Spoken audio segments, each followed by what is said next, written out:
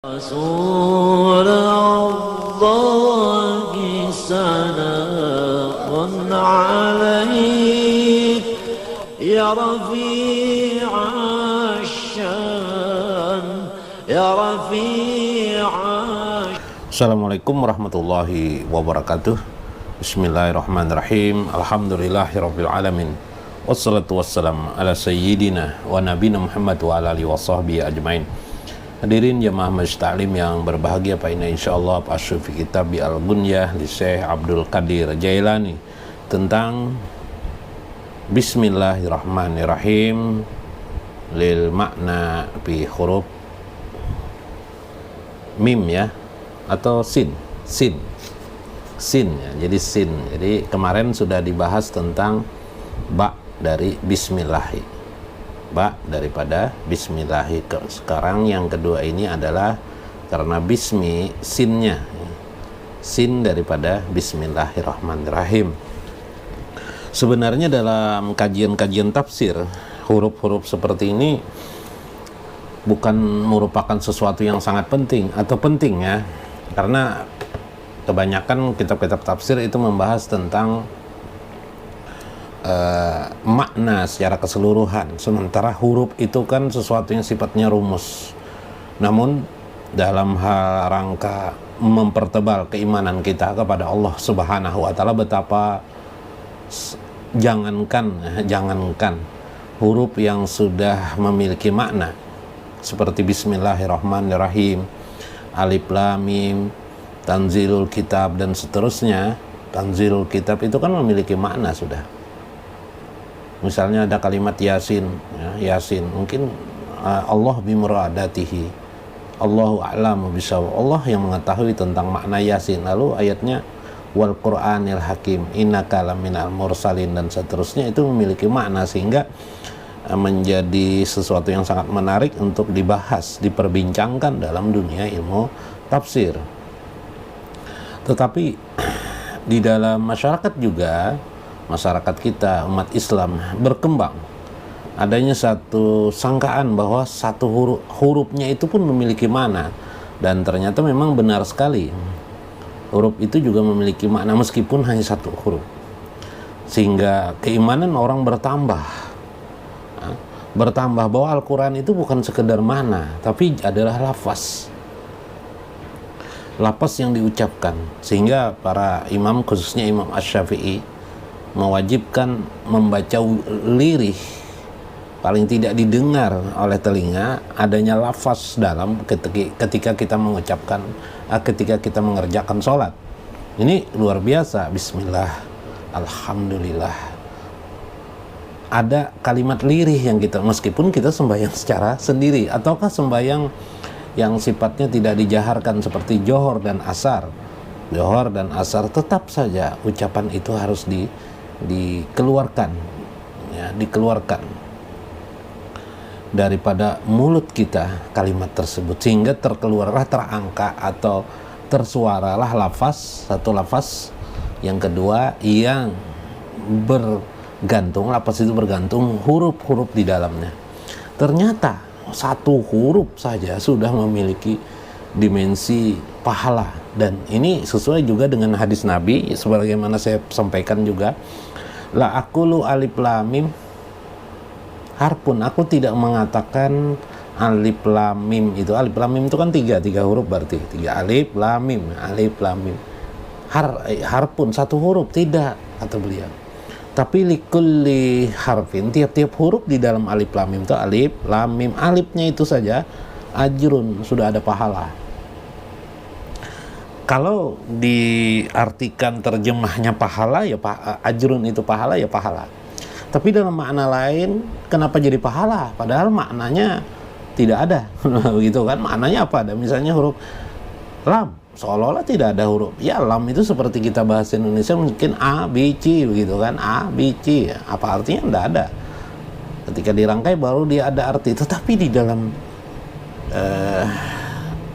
tradisi keagamaan kita, ternyata setelah diselidiki itu memiliki ajrun, pahala. Kalau berarti ajrun pahala, berarti ada di dalamnya mana maknanya apa, itu yang diselidiki. Tentu sebagian besar kajian-kajian ini terorientasi kepada tek-tek hadis-hadis Nabi Shallallahu Alaihi Wasallam tentang makna satu huruf. Maka sehingga wajarlah kajian-kajian itu terus-menerus menjadi ada, dan ketika kajian itu tidak dibahas orang, mungkin di kitab fikih kita tidak ketemu, di kitab tauhid kita tidak ketemu, di kitab tasawuf kita ketemu gitu kan. Di tasawuf akhirnya masuk merembes dia menjadi sebuah pembahasan, karena dalam hal seorang hamba ketika berhubungan dengan Allah, ketika dia ma'rifatullah, ketika dia ingin mensucikan dirinya, ketika dia ingin meminta ampun kepada Allah, dia memilih lapas-lapas yang utama. Dia juga ingin tahu ketika dia mengatakan menjadi sangat, bisa saja seorang kita muslim menjadi sangat kebingungan ketika mungkin logika tidak bisa berkembang ya. Ketika Nabi mengatakan agar memulai segala sesuatu dengan ucapan bismillah, ada apa bismillah saja? Bismillah.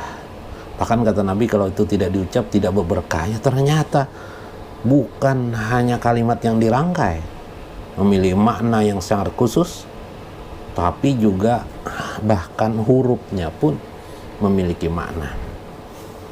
Bahkan pernah ditanyakan oleh Sayyidina Utsman ibnu Affan kepada Nabi SAW, apakah huruf-huruf itu memiliki makna tersendiri di sisi Allah? Betul, kata Rasul, dari alif, ba, ta, sa sampai ya itu memiliki huruf.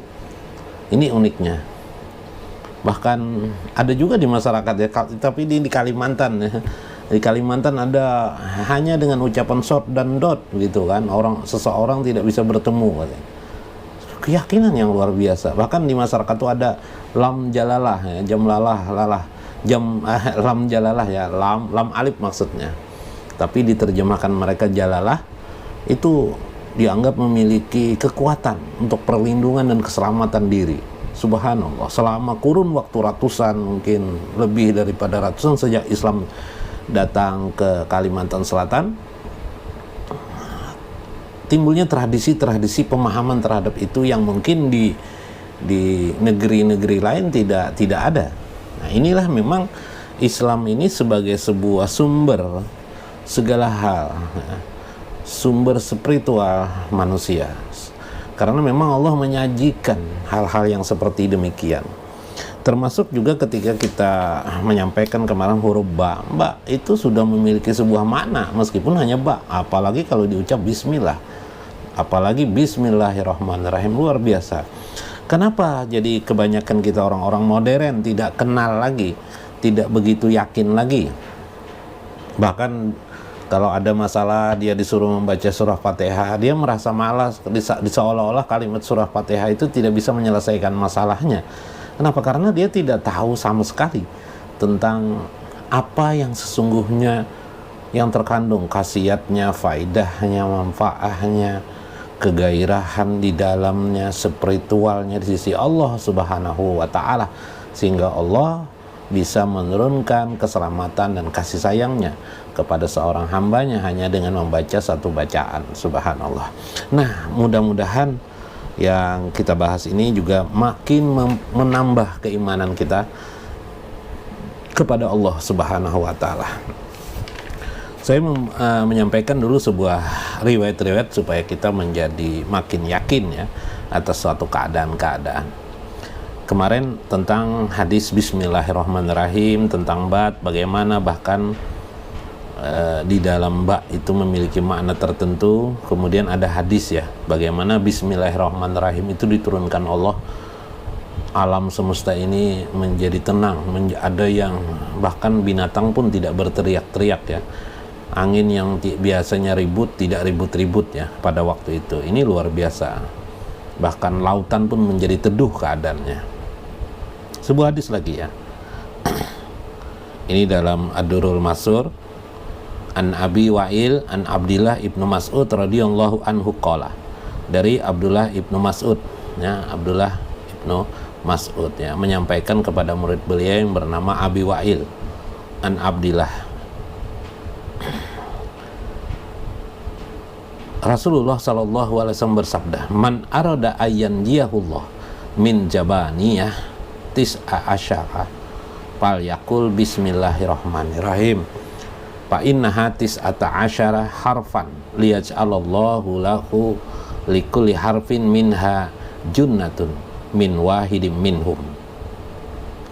Barang siapa yang ingin menghendaki, kata Rasulullah, untuk selamat daripada tombak Jabaniyah. Jabaniyah ini kan malaikat di neraka yang khusus menombak, ya semacam mungkin algojo kalau orang sekarang ya, yang langsung menghukum manusia. Jumlah mereka itu ada 19 orang, tis'ata asyarah. Maka ucapkanlah, kata Rasulullah, kalau ingin kalian selamat daripada dia itu, Bismillahirrahmanirrahim. Artinya kita di dunia sering mengucapkan Bismillahirrahmanirrahim, Bismillahirrahmanirrahim, dan niatkan untuk akhirat kita juga Bismillahirrahmanirrahim itu. Begitu maksudnya Bismillahirrahmanirrahim. Karena kalau sudah masuk neraka tidak bisa lagi mengucap Bismillahirrahmanirrahim, tidak berguna lagi kali ya. Atau bisa juga waktu masuk neraka baca ini. Nah, ini berarti mau masuk neraka. Tapi ini hadis ya, ini hadis. Fa inna hatis ata asyara harfan, karena Bismillahirrahmanirrahim itu, kata Rasulullah, memiliki jumlah huruf 19. Jadi kalimat Bismillahirrahmanirrahim itu 19 huruf. Nah, ini nanti hitung saja sendiri di rumah. Apa Anda yang, kalau Anda menghitung misalnya 18, berarti Rasulullah yang salah ya. Jadi Rasulullah tidak pernah salah ya, pasti benar. Coba hitung nanti di rumah. Maka Allah menjadikan tiap-tiap huruf daripadanya benteng daripada tombak atau min wahidi minhum, dari siapapun di antara yang 19 para malaikat itu. Subhanallah. Bismillahirrahmanirrahim. Makanya sampai kalau Anda membaca beberapa riwayat, pendapat ulama terhadap orang dimasukkan ke liang lahat manusia, kadang ada diambil batu. Kalau kita di Kalimantan lah, entah di daerah-daerah lain, itu biasa kan pakai tabala ya, pakai peti mati ya, karena daerah kita ini agak basah. Jadi kadang di tempat kering juga ada batu diletakkan di bagian 3 buah batu di kepala, di mana itu dibacakan. Salah satu bacaan itu adalah dengan mengucap Bismillahirrahmanirrahim, ditiupkan dengan tujuan mengambil manfaat dari kalimat, makna maupun kalimat, khasiat dari semua huruf yang ada pada Bismillahirrahmanirrahim yang 19 itu, nah, supaya terhindar daripada ajab kubur. Subhanallah. Apa bisa dia terhindar dari ajab kubur? Betul, ada hadisnya juga. Nah, ini hadisnya ya. Wan Anas ibnu Malik radhiyallahu anhu qala Rasulullah sallallahu alaihi wasallam, man rafi'a qirtasan minal ardi fihi bismillahirrahmanirrahim ijlalan lillahi kataballahu indahu minas siddiqin wa khafifa an walidayhi wa in kana musyrikin, yakni al-ajab. Dari Anas ibnu Malik radhiyallahu anhu, dari Anas, ini riwayat Imam Hakim ya di sini. Rasulullah Shallallahu Alaihi Wasallam bersabda, barang siapa yang mengangkat kertas untuk dituliskan, ya, maksudnya kertas ya, maksudnya itu apa saja yang bisa dituliskan, apa saja yang diguratkan.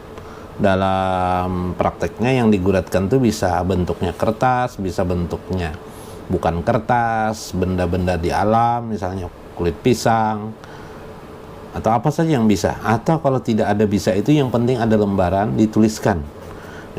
Mungkin juga sebahagian pendapat boleh dengan sebuah makna, yaitu membarisi dengan telunjuk jari atau dengan kelingking manis suatu kalimat-kalimat Bismillahirrahmanirrahim, untuk dengan tujuan niat membesarkan Allah Subhanahu wa ta'ala. Maka Allah mencatat orang itu sebagai orang yang sidik, orang yang selalu berbuat kebenaran atau golongan orang-orang yang benar, dan meringankan bahkan kepada kedua orang tuanya, meskipun orang tuanya adalah orang musyrik, diringankanlah ajab, maksudnya ajab kubur nantinya. Subhanallah, ini luar biasa. Nah, subhanallah. Jadi kalau Anda di rumah mau menghafal, silahkan aja ambil apa kertas, nah, daripada Anda ada pekerjaan kan, Bismillahirrahmanirrahim, ditulis Bismillahirrahmanirrahim, ditulis Bismillahirrahmanirrahim, Bismillahirrahmanirrahim. Tuan Syekh Muhammad Arsyad Al-Banjari, salah satu kesukaan beliau adalah menulis tulisan indah tulisan indah Arab ya. Dan beliau juga membuktikan beberapa kali, dua kali atau 3 kali ya, menulis Al-Quran dari surah Fatihah sampai surah An-Nas, sehingga sampai sekarang ada peninggalan tulisan beliau Al-Quran, tulisan beliau. Subhanallah. Ini adalah tata cara bagaimana mengamalkan beliau, sekaligus menjadi adanya warisan. Yang ketiga itu memang Al-Quran tidak ada seperti kita cetakan mungkin, atau cetakan sudah ada tapi sulit mendapatkannya. Ditulis adalah lebih baik lagi.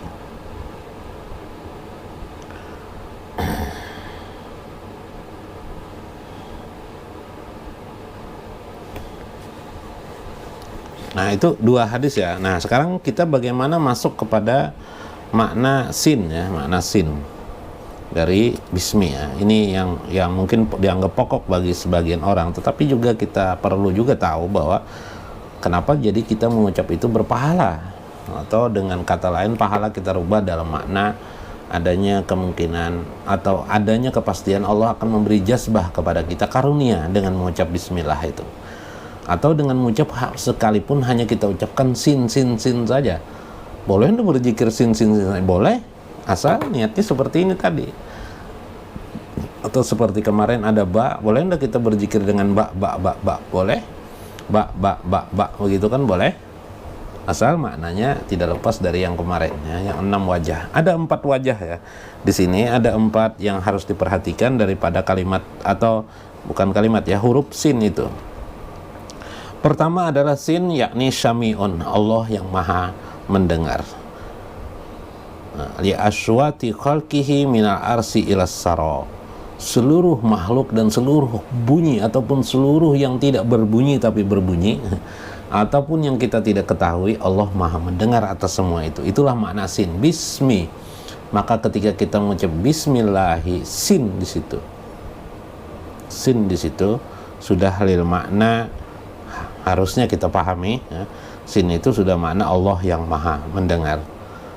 Seperti firman Quran dalam Al-Quran, firman Allah dalam Al-Quran surah Az-Zukhruf ayat 80, am yahsibuna anna la nasma'u sirrahum wa najwahum. Apakah mereka mengira bahwasanya kami tidak mendengar rahasia-rahasia mereka dan bisikan-bisikan di antara mereka, padahal kami maha mendengar. Itu sin. Yang kedua adalah syari'ul hisab. Allah amat cepat perhitungannya. Artinya ma'akhalqihi terhadap makhluknya. Apa saja di alam ini sudah menjadi ukuran diperhitungkan Allah. Ada angka-angkanya, ada matematikanya. Kita baru tahu angka-angka setelah para peneliti meneliti bahwa alam semesta ini tidak lepas dari angka-angka. Berdiri bertegaknya bumi ini ada hitungan angkanya. Setiap air itu dalam suatu tempat ada masanya, ada angka-angka matematikanya, ada masanya. Meja ini saya duduk di posisi bagaimana, ada angka-angkanya, ada keseimbangannya, ada masanya. Apabila masa itu tidak seimbang, saya misalnya duduk begini, nanti bisa sakit pinggang nanti karena tidak sesuai. Subhanallah, Allahu sari'ul hisab. Allah tahu semuanya dan Allah yang membuat semua itu. Luar biasa. Jadi sekarang ada orang menemukan kamera, Anda dapat mendengar saya menyampaikan sesuatu. Ini sudah diperhitungkan Allah dengan jarak tertentu, angka tertentu, keadaan tertentu, dan suara yang bagaimana yang hasilnya. Allahu syari'ul hisab. Allah maha cepat ya, perhitungnya. Wallahu syari'ul hisab. Sungguh Allah itu maha cepat ya, hisab perhitungannya. Itulah.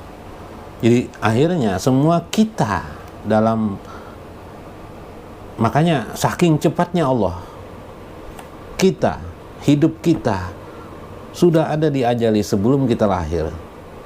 Bahkan sampai akhir hayat kita nanti, sampai kita di akhirat di mana kita mau surga atau neraka, sudah ada catatannya di kalam Allah Subhanahu wa taala, di Lauh Mahfuz. Subhanallah. Artinya Allah sudah menghitung dulu, saking cepatnya, saking cepatnya perhitungan ini. Sorry, sin, subhanallah, inilah makna sin. Wasalis sayyidun, sayyid adalah penghulu, Allah sebagai penghulu. Allahus samad, Allah adalah as-samad, Allah adalah penghulu. Yang Allah itu as-samad itu dimana kita hanya bisa sebenarnya meminta pertolongan itu kepada Allah. Hanya bisa, kalau dikatakan Allah tempat meminta, biasanya terjemahan orang tempat meminta, Allah kan tidak bertempat.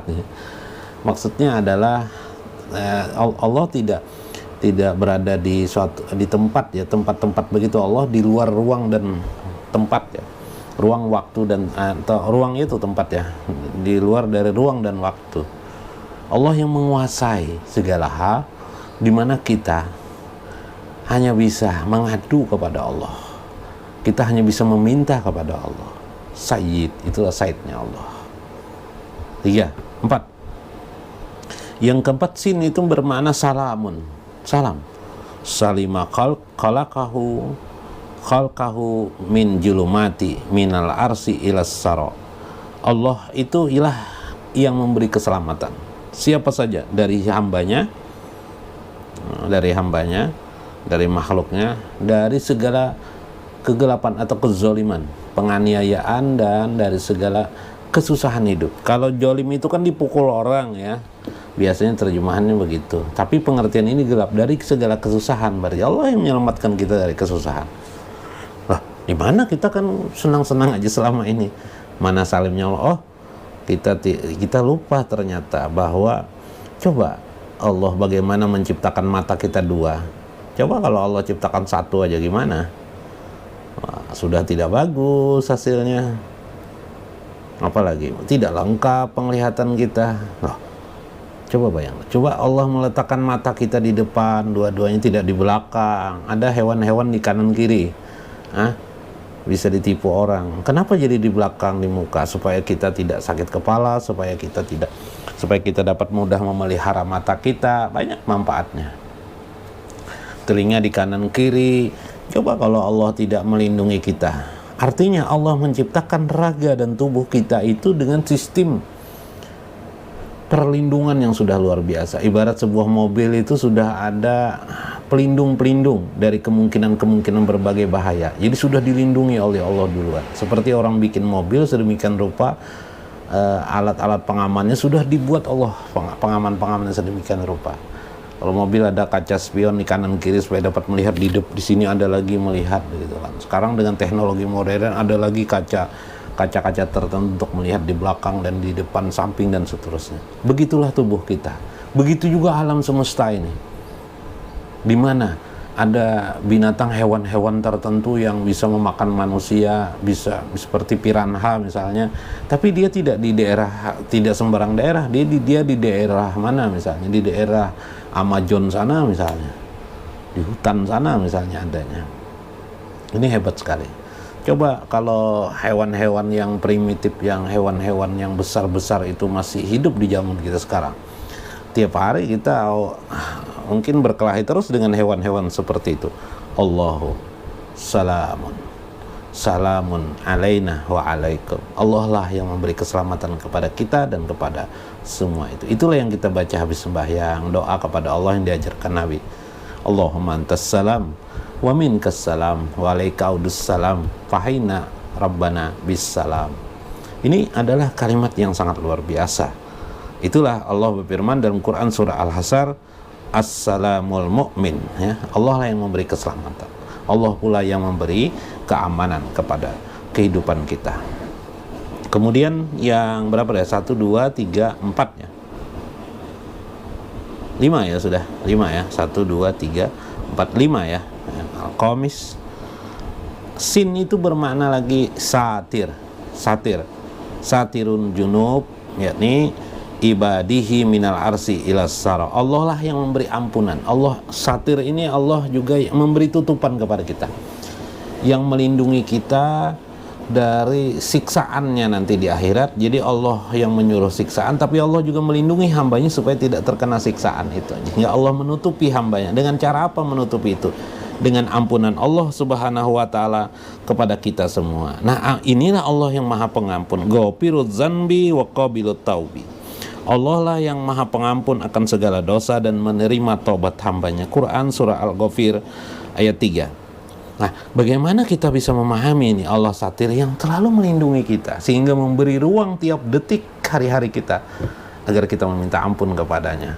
Maka ketika kita minta ampun itu Allah membuka dirinya untuk supaya melindungi kita dari dosa-dosa kita. Karena lain hal Allah juga memberi hidayah kepada kita sehingga kita tidak mengerjakan dosa-dosa dan maksiat. Subhanallah, inilah makna sin. Bukan sekedar pahala di dalamnya kita mengucapnya sin, tapi juga memiliki makna yang luar biasa. Itulah dari kalimat bismillahi atau bismillahirrahmanirrahim. Mudah-mudahan bermanfaat dan terpenuhi segala maksud dan hajat kita untuk memahami kalimat yang ada pada kalimat bismillahirrahmanirrahim. Wallahu a'lamu bishawab, wallahul muwaffiq wa aqwamut thariq. Wassalamualaikum warahmatullahi wabarakatuh. Astaghfirullah, astaghfirullah, astaghfirullah Rabbi. Astaghfirullah, astaghfirullah, astaghfirullah Rabbi atina hasanatan fid dunya wal akhirah.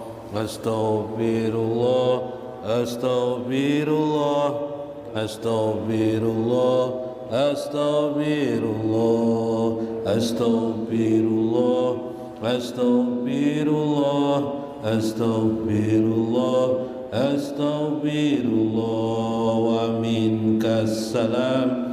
Salim lana wa fi dinina wal muslimin. Astaghfirullah, astaghfirullah, astaghfirullah, astaghfirullah, astaghfirullah, astaghfirullah, astaghfirullah, astaghfirullah, astaghfirullah, astaghfirullah, astaghfirullah, astaghfirullah.